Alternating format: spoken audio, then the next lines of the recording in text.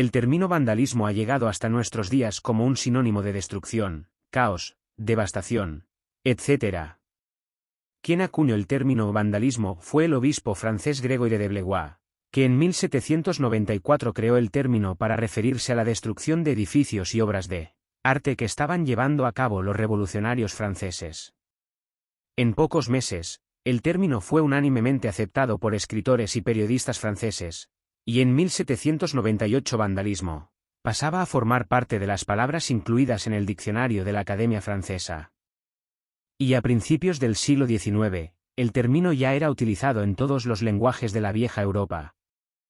Ahora bien, desde esos años, el término vándalo no se ha recordado como el nombre de una tribu germánica como otras muchas, sino como un grupo de individuos especializados en llevar la destrucción y el caos allá donde fueran. Pero los vándalos no eran muy diferentes de otros pueblos germánicos que habían llegado al sur de Europa como godos o suevos.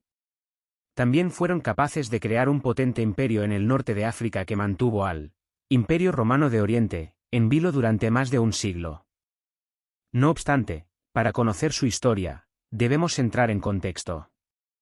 Tras media docena de siglos de existencia, el Imperio Romano había alcanzado una extensión y una complejidad administrativa, tal que se hizo inevitable una división entre las dos partes del imperio, con la más densamente poblada parte oriental, mejor preparada para resistir las presiones internas y externas que el imperio estaba sufriendo. La parte occidental, menos poblada y con sus fronteras amenazadas por los enemigos del imperio, vio cómo el eje de poder se trasladaba desde la ciudad de Roma hasta la metrópolis de Bizancio, más tarde renombrada Constantinopla por el emperador Constantino. Mientras el imperio bizantino, la parte oriental del imperio, seguía como si nada hubiera alterado la tranquilidad del antaño poderoso imperio romano, el occidente romano sufría una serie de convulsiones políticas, que lo convertiría en una especie de confederación de reinos germánicos, que debían su propia existencia y su propia legalidad a pactos y acuerdos que habían tenido con el imperio. Los romanos, por lo tanto, confiaban su seguridad, en sus fronteras, a las tribus germánicas, a las que no había podido derrotar, militarmente.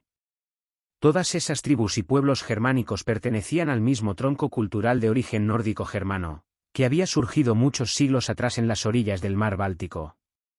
Pero migraciones, guerras y conflictos entre las diferentes tribus germánicas habían separado a unas tribus de otras, y cada una de ellas decidió por sí misma cómo enfrentarse al imperio romano.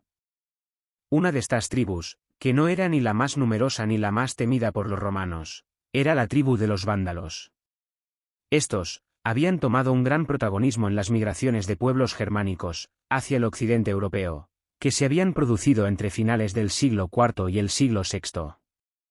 Parece que en los siglos I y II de nuestra era, los vándalos, procedentes de Pomerania, norte de la actual Polonia, se habían desplazado hasta los Balcanes, al curso medio del río Danubio. Allí habían creado un pequeño pero poderoso reino, hasta que la llegada de los godos del rey Geberico, desde el norte del Mar Negro, a finales del siglo II, desplazó a los vándalos hacia el sur, en donde se toparon con el limes romano de la provincia de Dacia, la única provincia romana situada al este del Danubio. El gobernador romano de la provincia, en aquellos años, Cornelio Clemente, convenció a los vándalos para que lucharan del lado del emperador romano, Marco Aurelio, con las diferentes tribus de origen germánico que amenazaban el dominio romano en la zona, Marcomanos, Lacringi, Costobocei. Los reyes vándalos Raus y Raptus se sometieron a las leyes romanas, y resultaron muy útiles, leales y cumplidores en la tarea de defender el limes danubiano de los constantes ataques de otros pueblos bárbaros. Durante un siglo, los vándalos permanecieron en la ribera este del Danubio, cumpliendo su pacto con el Imperio Romano. Pero en el año 270, un grupo de caballería vándala cruza el Danubio y se interna en territorio romano, cerca de Aquincum, la actual ciudad de Budapest. Los atacantes arrasaron la zona del norte de Penounie, pero la aparición de las tropas del emperador Aureliano les obligó a retroceder, debiendo devolver el botín capturado además de aportar 2000 jinetes con sus caballos para pasar a formar parte del ejército romano. El abandono de la provincia de Dacia por el Imperio Romano a finales del siglo III tuvo una gran repercusión en la balanza de poder en la zona. Los vándalos, aliados del Imperio Romano, usados como una herramienta para combatir a otras tribus, comenzaron a estar en grave peligro.